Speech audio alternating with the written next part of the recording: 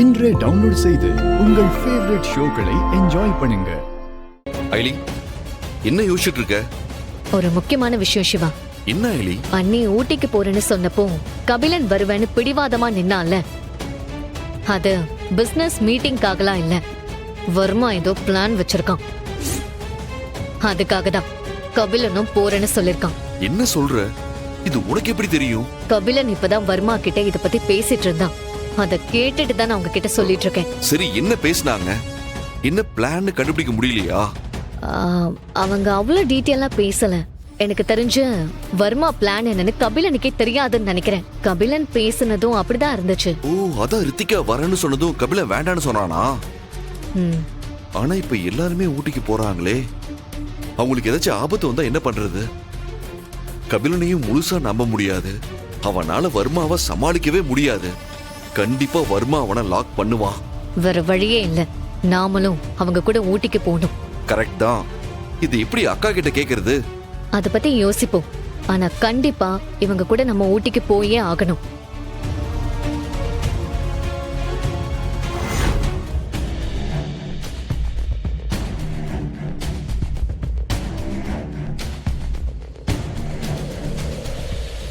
அக்கா ஊட்டிக்கு போறது பிசினஸ் மீட்டிங்காக.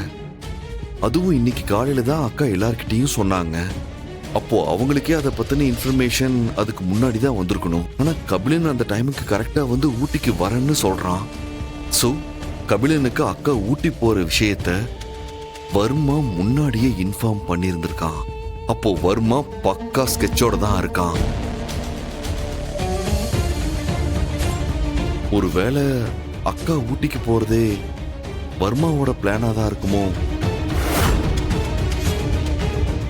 அப்படி கூட இருக்கலாம் சிவா.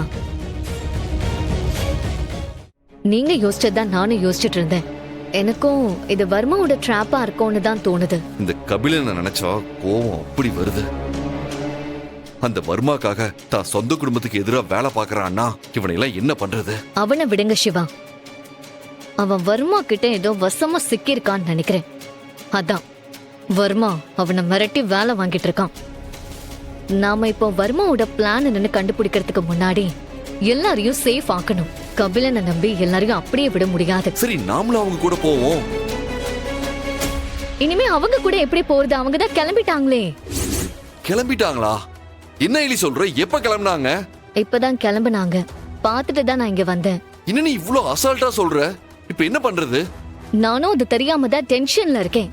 போறவங்கள நாம எப்படி தடுக்கிறது? அண்ணி மட்டும் போனாலாச்சும் பரவாயில்ல, ஏதாவது சொல்லி கன்வின்ஸ் பண்ணலாம்.